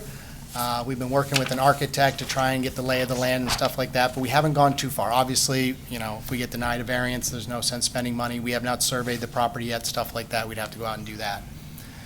The entrance for it would look something like this. We're modest from the main street, and then it would drop down in the back. Again, we're not trying to be over intrusive in the area and stuff like that. Something that would fit in nicely to the area is what we're looking for that's there. If you want to go into the 5 criteria? I think so. I think that's all I kind of had with the main stuff that's there. Obviously, this is a variance from section 15.05.A, which is to allow a daycare in the planned unit development. Again, because it's not allowed in the residential district, it would require the variance. It must not be contrary to public interest, because the requested variance is not expected to be contrary to public interest. It's not going to alter the essential character of the neighborhood, threaten public safety. I think I keep saying the same thing, but convenience, comfort, aesthetics, prosperity, health, and welfare. It's in the public interest to determine the most suitable uses for the area. I think this piece has been sitting for some time now. We've done, even did Tuckaway Tavern at one point, was looking, a lot of different places have been looking here, and just nothing kind of seems to be working out the last couple of years. A daycare facility would be appropriate use for the parcel. The one of the things we do have is residential uses up in this area. We just don't have enough lunch crowd and stuff like that to generate some of the commercial uses, but a daycare really seems to kind of fit up in this location, in my opinion. It's located along a major travel route and adjacent to multiple multifamily residential project. It is beneficial for daycares to be located along major travel roads and nearby residential for convenience, accessibility, reduced travel times. Any questions? All right, number 2. It must be consistent with the spirit of the ordinance. The main purpose of regulation that restricts the uses permitted within each zoning district is to separate incompatible uses which can cause conflict and impact property values. To determine whether a use is suitable for the area, the neighborhood and abutting parcels must be evaluated to establish what uses would be complementary and consistent with the character of the area. This neighborhood is a multi-use with several multifamily residential developments, a gas station, 7-Eleven store, car wash, and a pizza shop abutting the subject property. A daycare would be compatible with these uses in the area. Additionally, several other daycares in Merrimack are located within commercial and residential zoning districts. Little Sprouts, the current Children's Den facility is also, are both located in the general commercial zone. The Apple Blossoms is located within the limited commercial zone. Joyful Noise and Nature's Way on Babusick Lake Road are both located in residential zones. It can be inferred that daycare uses are compatible in these zones, therefore the proposed use aligns with the spirit of the ordinance. Number 3. It must result in substantial justice being done. Substantial justice is defined by the fair and proper administration of the law. If granted variance would allow relief of a reasonable request by the applicant while not adversely impacting the general public, then substantial justice is done. The applicant proposes a commercial use on a parcel that is primary within a commercial district that is complementary to the essential character of surrounding areas. The reasonable request is not expected to adversely impact the public, therefore substantial justice will be done by granting the variance. Number 4. It must not diminish the value of surrounding properties. The value of surrounding properties is not expected to be diminished. The daycare is compatible use. It's a commercial piece for an out parcel on a PUD. This is exactly what was envisioned for a PUD, planned unit development. And surrounding, and therefore not expected to negatively impact property values. And hardship. It must be shown that denial would result in unnecessary hardship.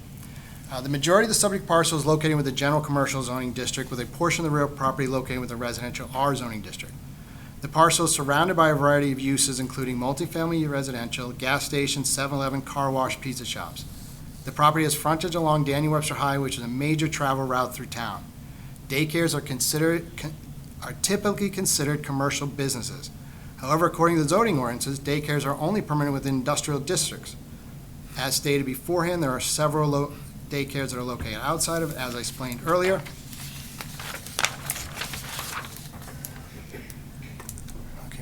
Based on this information, it can be inferred that daycare uses are compatible in these zones. Additionally, due to the nature of the business and the character of the area, a daycare facility is an appropriate use for this property. And the proposed use is a reasonable one. Proposed use is reasonable. The applicant is proposing a commercial use on a parcel that is primarily within a commercial district. Again, several of the daycares are located within commercial and residential districts. The proposed daycare would be an appropriate use for a mixed-use area. Thank you. Any questions for the petitioner?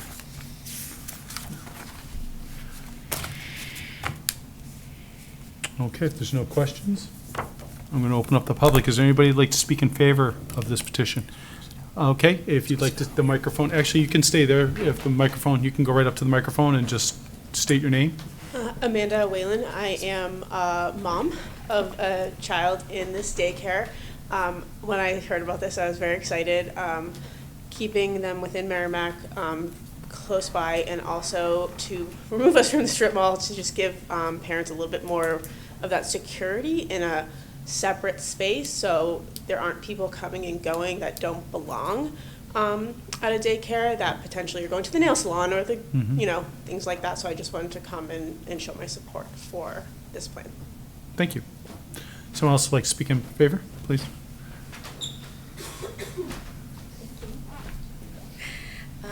My name is Mary.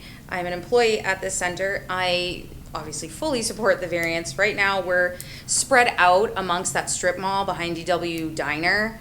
So we have 7 units, but there's no like core center for parents to come like in the morning. Everyone is spread out. And as Patrick's mom pointed out, like the traffic coming around, you guys must be familiar with it. The traffic coming around that building is, I don't know what everyone's racing around the building for. So certainly being in a more secure location would be so beneficial to everybody. So we're separated. Moving into a singular building would allow us to function as one team and create the connected, supportive environment that both children and staff thrive on. And since we're already in Merrimack, our families are certainly willing to kind of hop, a mile down the road with us, which is huge for us as well. That's it. Thank you. Thank you. Is there anybody else like to speak in favor of this petition? Help yourself. My name's Jen. I am in full support of this variance because my own child also attends this center. He's been there since he was 12 weeks old and is still there. He's 2.5 now. I've seen firsthand the care and dedication they all provide. The biggest benefit of this change is the new playground right now. Children have to walk across the parking lot to access the playground, which is not ideal. A dedicated playground area will make a huge difference in safety and convenience for the kids and staff. Can you state your last name as well? Cox. Thank you. Is there anybody else who'd like to speak in favor of this petition? Okay. Is there anybody who'd like to speak against this petition? Not against, but a question. If you just come up to the mic and state your name, please.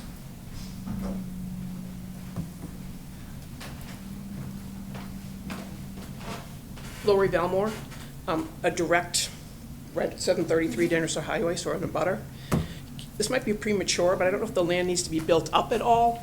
I'd be concerned about any sort of water runoff onto the abutting property. So site plan approval would be something that they would need to put together, and Sure. they would need to go, that would go to planning, if approved. It would go to planning board, and yes, there would be certain requirements that they'd have to ensure for site plan approval Certainly. at that point, yes. Okay. My other question I think we've addressed is just where were they going to enter and It's, from Ghent to again, Wester. and again, that would be part of the site plan, Yeah. and they would actually have to be speaking with the management company, I would assume, for Crossroads Path, not Crossroads Path, for Society Hill, to make sure that they could access that area. My only concern, otherwise I think it's a good use of the property. All right, thank you. Anybody else want to speak against this petition? Okay. You have any final review or comments? Any final questions for the applicants? No comment? All right, I'm going to close with nobody further coming forward for or against, I'm going to close the public hearing and discussion from the board. I know this property. I think this is, personally, I think it's a good use of it. 20 years too late for me, but but that being said, still a very good use for the property. It has been sitting vacant for some time, and I think that a lot of the residential in that area between Crossroads Path and Society Hill and Webster Green, and even I think that it's beneficial to have it there, and I think it's a good location. So that's my take on it. Chuck? I'm good. Wolf? I'd like to make a motion, actually. And unless you have a comment, Ben? Nope. All right, Wolf, please go ahead. I make a motion that the board finds the petitioner's responses to the statutory criteria are sufficient, prove each criterion is met, and the board adopts the petitioner's responses as the board's findings of fact, and further, to grant the variance under section 15.05.a of the zoning ordinance to permit a daycare use in a planned unit development, subject to the following conditions. The petitioner shall obtain amended PUD and site plan approval from the planning board. All right, do I have a second? Okay, motion made by Wolf, seconded by Ben. All in favor, say aye. Aye. Aye. All opposed? More 0-0. You're all set. You do have 30 days in which somebody can appeal, but good luck. Thank you. Thank you very much. Have a great night. Thank you, you too. All right, I totally lost my agenda. Somebody have it? All right. So next is discussion items, correct? Okay. So the first discussion item is, and this is a discussion item from the board. This is not open to public. This is the John J. Flatley Company petitioner and John J. Flatley Gilbert Crossing owner. We heard this, I believe, last month. Is that correct? Yes. So it's a request for rehearing? Yes. So what is what's the new information? What's the basis for this? It was not for new information. It was that the decision was unreasonable. I believe that's what's true, right? They're not coming forward with different information. Oh, They're okay. arguing with your decision. So they were saying that, so the decision was unlawful and reasonable for the following reasons. The variance is not contrary to the public interest, spirit of the ordinance isn't observed, substantial justice is done, and literal enforcement of the ordinance would result in unnecessary hardship. So they don't agree with our findings on those. Exactly, yes. Okay. They're arguing that they met those criteria and you judged them wrong. Okay, That's what their argument is. okay. So, who was here last month to hear this, Wolf? I don't think you were. Chuck, you were here. You didn't sit, though. You were. That's right. You were not. Or Bob, I you was. were. I was here. Local, but I wasn't here before. So the only people that could really vote on this, my understanding, would be Ben and I, correct? Is that the case? Because Chuck was an alternate but didn't vote on it? I don't think so. That's not my understanding. I think you can all vote on this rehearing request. Okay. I can double check your rules of procedure, though. Did you watch it? I did, and I believe this is similar like the meeting minutes. We're a voting board with a quorum, we can Yep. vote. So did you watch it and did you see the meeting? I did. Okay. I did. Ben, Chuck, Chuck, you're a voting member this month. Or Ben, do you feel that, based on what we heard and what we voted, that we were incorrect, or is that a Grant? So I don't think we're incorrect, because for someone to come before the zoning board and go through, all the nice things about public interest and spirit of the ordinance and everything, that doesn't address the core principle of the zoning code. And that is that when you have highway commercial zoning, you don't have the right to push a ton of residential in it, period. Right. And the thing that, I find that is altering the character of Merrimack is proposals like this, because then we're getting overrun with apartments, and the congestion on DW north and south in rush hour is horrendous. It's horrendous. And, thank God I'm retired, but I avoid traveling that as much as I can during those hours. And we don't need 300 more apartments in a commercial zone that isn't zoned for residential to add to the already horrible congestion on our main road through the center of town. So, and again, that was citing contrary to public interest, also as well as spirit of the ordinance. So I'm in agreement. I agree with everything. I stand by what I said. I don't think that we judge them unfairly. I think not at all. that they had proposed multiple, my understandings from the hearing, that they proposed multiple different variations, variations were approved. The last variation, they decided they did not want to build the retail, which, that's on them. That's not on the zoning, and that's not on the town of Merrimack. Yeah. You propose that, and I Well, think they should be held to that. Yeah, they can decide not to build something, but what they do build must be within meeting the zoning I agree. requirements. I agree. And the thing that I specifically asked the applicant was, okay, so you're gonna build 304 units. What are they gonna rent for? And I got basically a non-answer, meaning, well, we haven't, done that yet.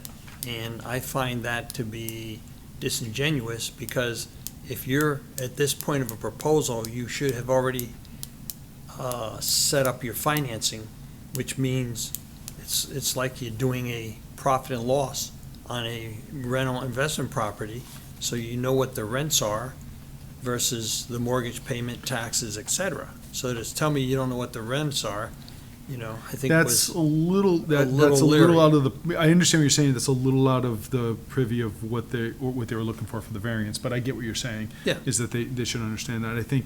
I mean, again- I have the right to ask that question. Yeah, but The thing that I see so little of today is building, the greatest need that we have for housing is for workforce the- housing. Pardon? Workforce Workforce housing, housing, right. Low, moderate income housing. Mhm. And, if this were my development, I would have said, okay, I'm gonna put, 10% for workforce and another 10% for low mod. Hmm. But, you don't see them doing it. Why?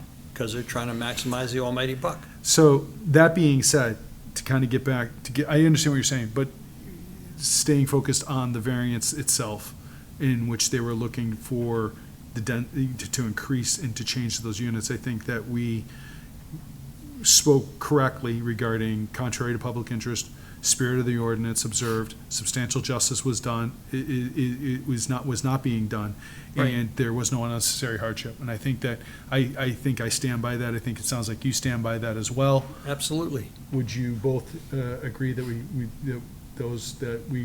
what we said and what we stated is? The previous decision of the board is reasonable. Make sure you have your mic on. Sorry. That's okay. The previous decision of the board was reasonable and it should stand. The applicant refused to be forthcoming about any intention they had to create an environmental plan. Yep. Yeah, that was the other That issue, was the too. other reason, yeah. Yeah. All right, so we need to, we don't need to do a whole proposal and stuff. We can just say that we're just take a vote to approve or disapprove, correct?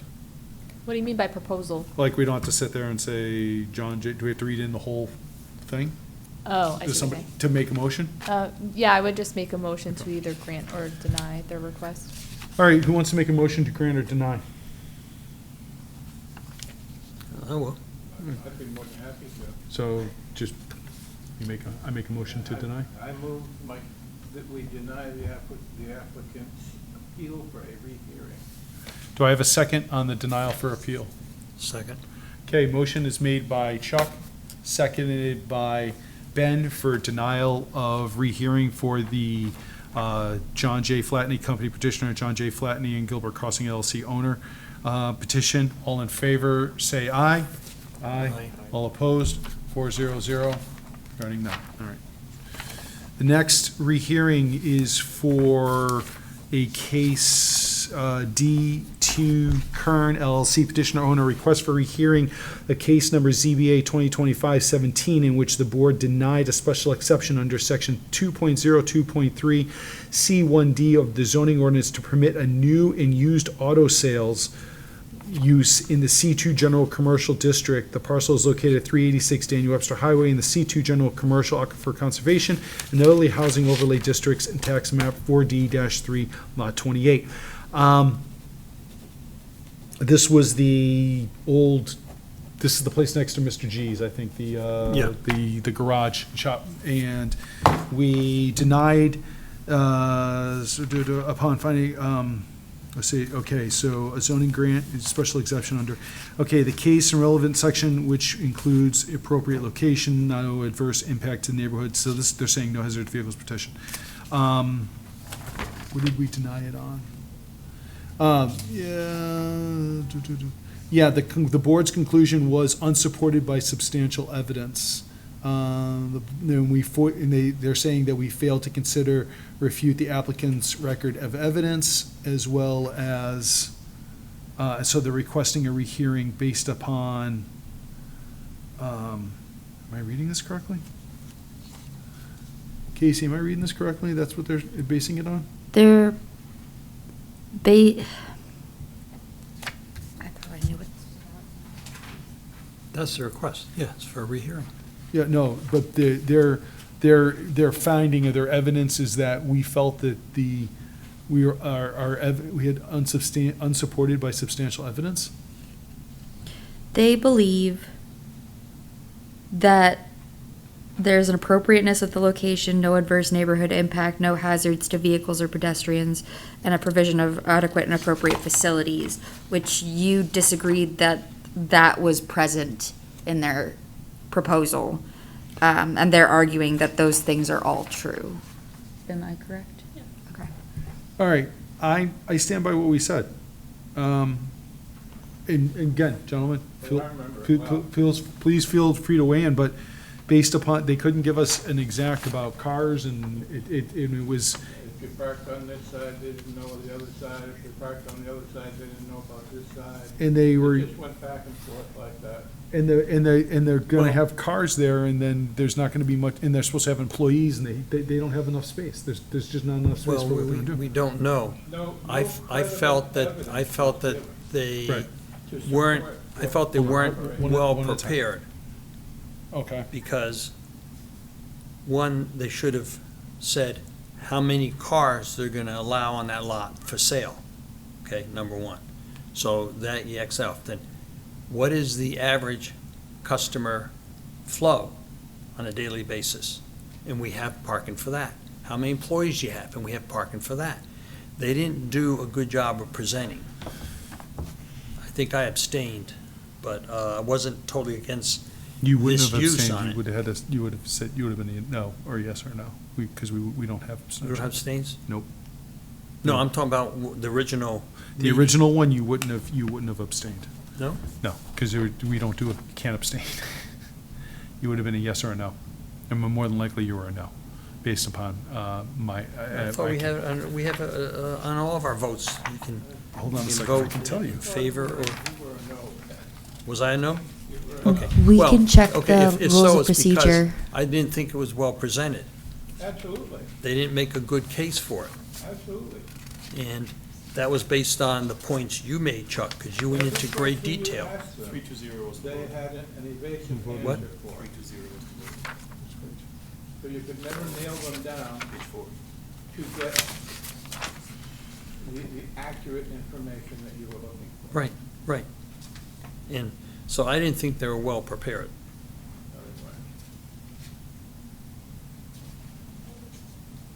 I actually think I was here for that. I was not absent, but I wasn't seated. If I Okay. recall this right. Just to be clear on that. Well, that doesn't matter because it's now, it's before us today to. No, because the minutes You say know. that I was absent. No, I'm just looking at it right now. So we voted 3-2-0 to deny the special exception under section 2.02. The denial was, the motion was made by Rich and seconded by Ben. And so that was a motion to deny. Deny, yeah, okay. And then I actually also voted to deny. Scott and Rod voted to approve, but we denied it based upon a specific site, appropriate location for cars, overall community development. Use as developed will adversely affect neighborhood businesses. We'd felt that. And then the nuisance, serious hazards of vehicles. The building is far enough from the road. Yeah, so, yeah. Yeah, I didn't think that it was they didn't make an adequate case for approving it, that this was a proper and appropriate use for that site for And I how they would and I use it. still don't think it's appropriate use for the site because what they were proposing is just, it's, that site's too small. Well, it could be, and the thing is, they could, say, oh, we're only gonna have, 20 cars, or, look at the, car lot that is right at the bottom of Babusick on DW. And what do they have? 12 or 15 cars, that's it, okay? That's okay, because that's all they got, unless they have a couple more tucked in the back. But if they do, that's really immaterial. But, the thing with this is, that we don't know how many cars they're going to end up putting there. And they wanted. And I'm not sure there's a way to limit it. Right, well, they have 24 they had 24, they're selling or repairing 24 cars on site, 'cause based upon the parking space, 24 parking spaces. They couldn't talk about where the employees would park. Or where the prospective customers would be parking. Right, and it's a situation where you'd have, yeah, it was just not, it's not an adequate site for what they're proposing as far as the car sales. Now, if it was just gonna be a garage, that's a whole different story, but I'm not gonna go down that road at the moment. Well, another concern that was brought up was car carrying transporters coming. Yeah. dropping Yeah, off, right, and right. so forth. Yeah. That's like, That's a Chuck, good can you point. turn your mic? can they make the turn? Turn your mic on. Okay. Sorry. That's okay. So one of the concerns that was raised was car carriers moving cars on and off of the lot. And there really seemed to be an inadequate ability to have a proper access and egress from the property for that kind of transportation. So, do I have a motion someone want to make a motion someone want to make a motion to approve or deny the rehearing? Please. I'll move to deny the rehearing. All right. Second. All right, so we have denial for the rehearing of D. Kern 2 LLC petitioner owner. Motion made by Chuck, seconded by Ben. All in favor, say aye. Aye. All opposed, 4-0-0 from the rehearing. Okay. Community development. Anything for us? So this is your annual meeting. Yes. Before the meeting started, you expressed interest in tabling your annual meeting to Yes. the next month. Are you still interested in doing that? I would say that we should I propose tabling the annual meeting to to next month. Hopefully, Rich, hopefully you'll be here, Scott, and Rod. And Rod will be here as well. Mr. Chairman? Yes, sir. We might have a little more flexibility if we voted to hold it in abeyance. In advance, okay. All right. But, You mean hold it when we have a full board? so, When's our next meeting? It's the Our end next of- meeting would be August, right? End of August. End of August. August 27th. Yeah, okay. So we would have to vote to move it to August 27th. And then, I understand what you're saying from advance, but it would be. Yeah, well, you know, if everybody's comfortable with a date specific, that's fine, but. I think we have to put date specific. We can't just make it floating. We have to say. yeah, typically when you table something, you're just tabling it to your next scheduled meeting. So. But yeah, if you want to make a motion so that it's very specific, you can do that. I would say we do August 27th, we did the next meeting, and if we need to move it again for whatever reason, we will, but I'm knock on wood, hopefully we won't have to.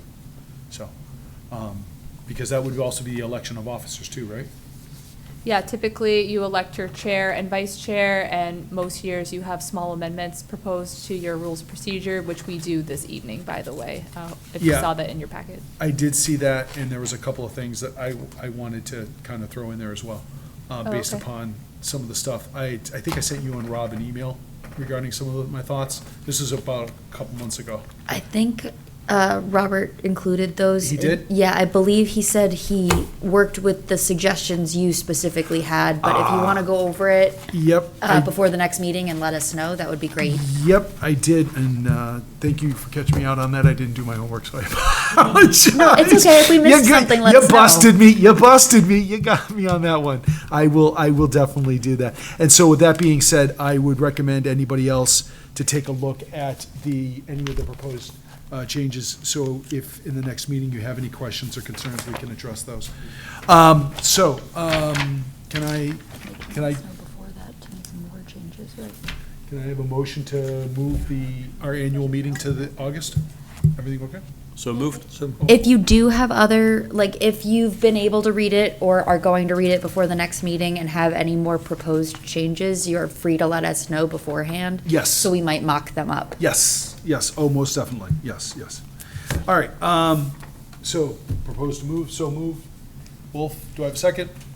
Second. Second. Motion to move the meeting to August 27th, made by Wolf, seconded by Chuck, all in favor? Aye. Aye. Ben? Aye. Aye, all right, 4-0-0.